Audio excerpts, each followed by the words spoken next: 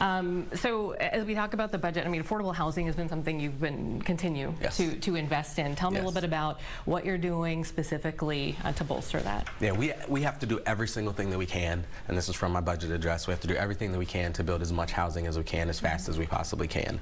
And so that means being able to help subsidize in some cases. For example, we passed a plan for folks to be able to, it's called ADUs, accessory dwelling units.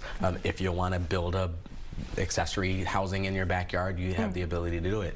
Not a lot of folks have done it because it's complicated and it's very expensive. Yeah. So one of the things, for example, in my budget is to say, one, the city's going to buy, I think, 10 to 12 plans that are pre-approved so that you already know you have the approval. Here's a plan. You don't have to buy a plan for yourself.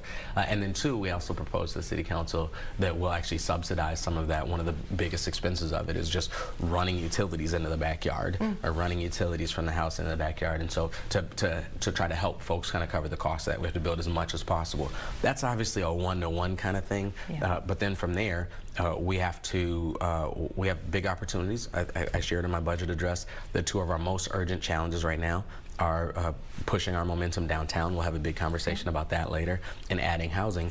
The opportune thing is, one of the biggest opportunities we have to add housing is downtown, and one of the biggest opportunities we have to boost our downtown is to add housing, so those two things go really well together.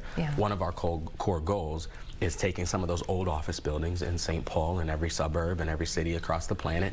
As our work patterns have shifted since the pandemic, much more of our office space has become empty. In St. Paul, we have a significant amount, about 30% of our office spaces are empty. So there's a big opportunity that we have there to turn old offices into new housing. And so we're doing everything that we can to facilitate that. And I'm really excited about this system called Pauly that we put online last week. That we've been working on literally for years, that gives us the capacity to accept permit applications online, to process certain permit applications literally same day, to accept payment online. People can log on and they can kind of see their status or in their process online.